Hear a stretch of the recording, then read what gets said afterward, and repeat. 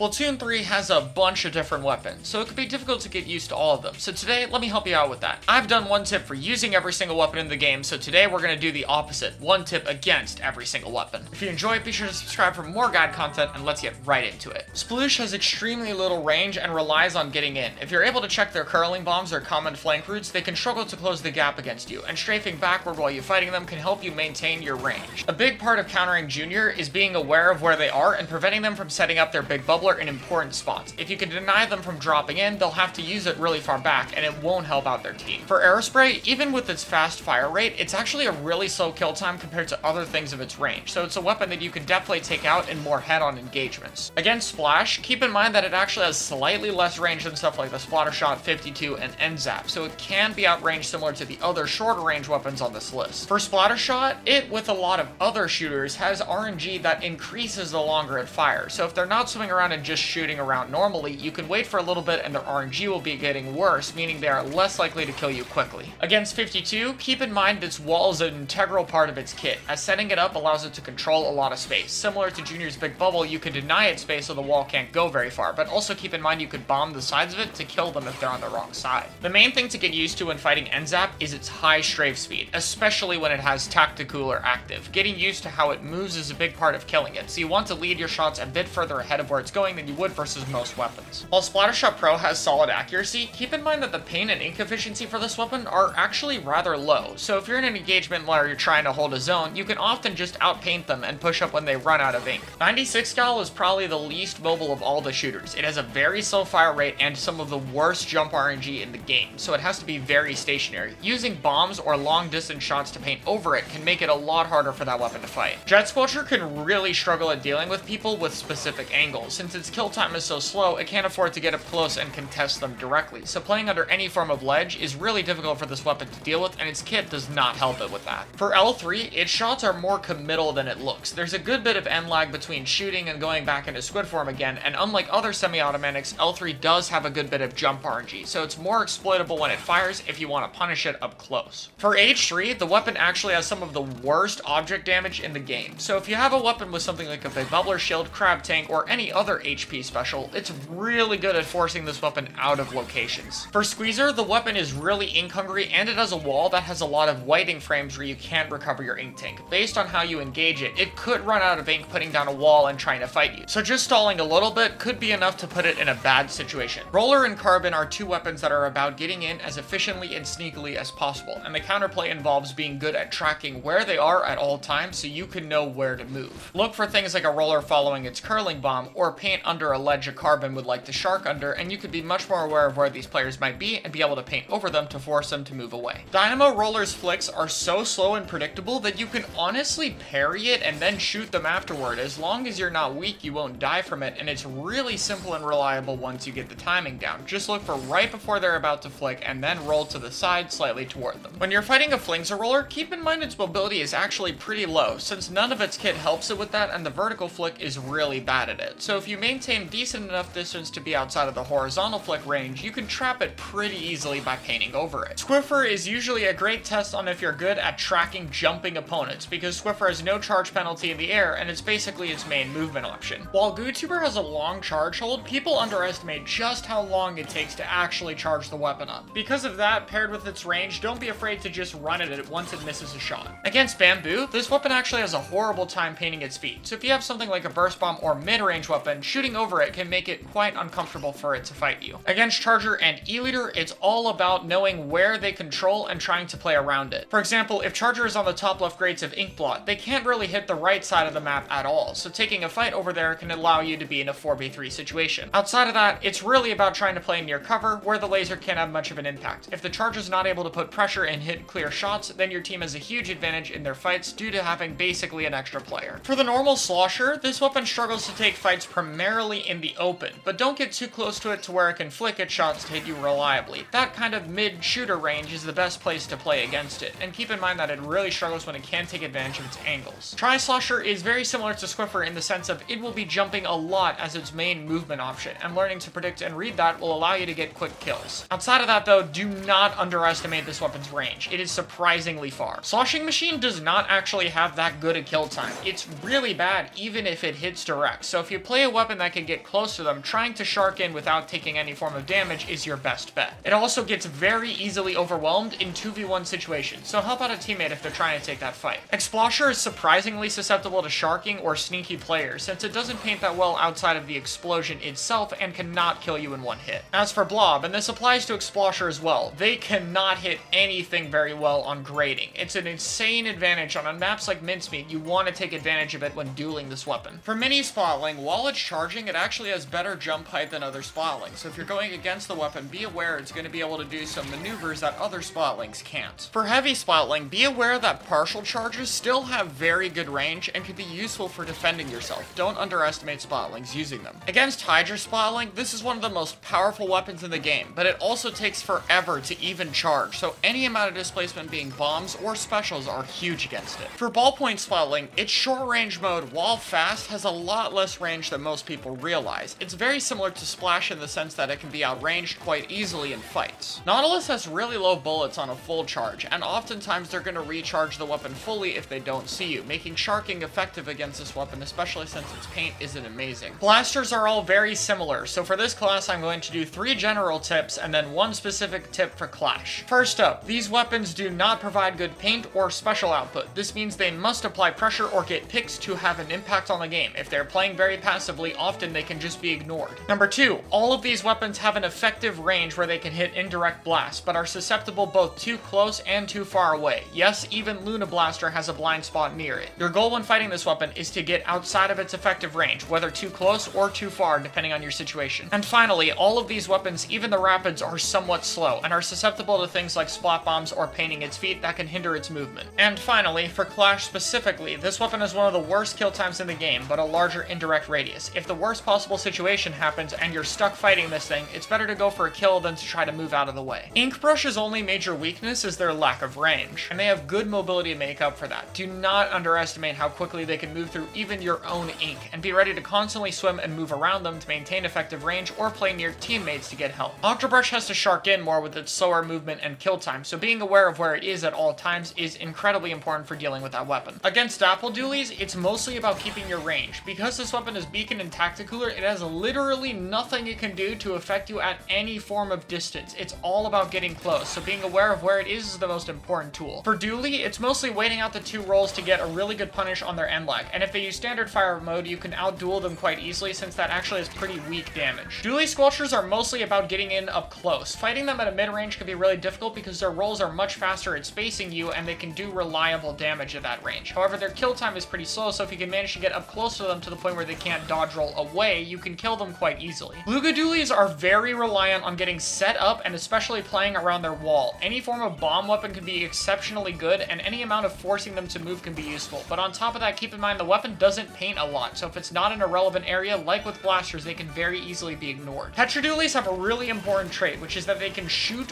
while they're rolling. It's very crucial to keep this in mind when trying to fight the weapon, because good Tetras can track you while they're rolling. Being able to fight them after their rolls are over is the main way to kill them. That end lag is the major weakness of this weapon. Regular Brellas is some of the worst ink efficiency in the game, so taking fights slow is often better as long as you're able to, and especially if you see it throw a sub-weapon, be ready for it to run out of ink and then punish it. Tenebrella does actually have a small window after the shield is launched before it gets another one, and that's the best time to attack it. But if you are going to go for a launch 10 shield, use some form of specials, bombs, and or teammates, as taking it down by yourself is often not possible. Undercover Brella takes so long to even kill one person that any form of 2v1 absolutely destroys the weapon, since it basically makes its shield near useless and the weapon takes way too long to kill both players. Against Bow, it's just most important to take fights when you're not low, as if you are, they can use the level 1 charge to spam explosives that are very difficult for you to avoid, so don't just rush it like a charger. For the Reflux, this thing's mainly good at spamming special. Anytime you get the opportunity to fight or poke it back is useful, because it doesn't actually paint from very far away, so if you're able to keep it back, it can't spam specials as much and won't have as much of an impact. Splatana Wiper is mostly getting used to their strafe speed and being able to punish it. Keep in mind it's the highest in the game, but it also can't be influenced by run speed at all, so once you get used to how fast it moves, it is very reliable regardless of the gear set they're running. For Stamper, be careful dealing with this weapon under ledges. While it is a little bit vulnerable up close, it can get really nice charge slashes while staying in a little bit of cover, so respect the weapon when it's in that location. So since scripting this, a new update dropped, and I'm going to cover the 3 brand new weapons with a tip both for and against them, since I didn't cover them in my previous previous video with them, you know, not existing. For Big Swig Roller, use the wall behind or to the side of your ink vacuum to cover one of the vulnerability points while you shoot at the zone, and it'll also give you somewhere to retreat to if the enemies fill up your vacuum fast. Against Big Swig, keep in mind that its damage is incredibly weak, and it has to depend heavily on its vertical flick, which will limit its movement. Try to get close, but not close enough to be one shot, and just absolutely mow it down. For Nova Shot, keep in mind that attacking with Killer Whale up is super important, as even a tiny bit of damage from the whale makes you a 4-shot. It's super good synergy, and with the paint of the weapon, there is no reason not to get a lot of the special. Against Nova, this is a weapon you want to really get used to its strafe speed, as it's actually quite fast, especially with run speed. Think of it a lot like NZAP, where if you get used to it, it's a bit easier to deal with, especially since the kill time on this thing mixed with the RNG is actually pretty bad. For Sniper Rider 5H, if you're using some of your shots and run out of places to hit, don't waste the rest of them. You'll actually get the ink refunded for any shots you don't use when you go back into squid form, which is really useful with how ink hungry this weapon is. Against Sniper Rider, keep in mind while it can strafe, in order to keep its charges, it cannot go into squid form in any way, shape, or form. Any form of terrain that would make it awkward for them to hit you while walking is really useful against this weapon. And that's a tip for every single weapon. If you haven't seen a tip for every single weapon, I'd highly recommend checking out that video in the description, and I'll see you guys next time.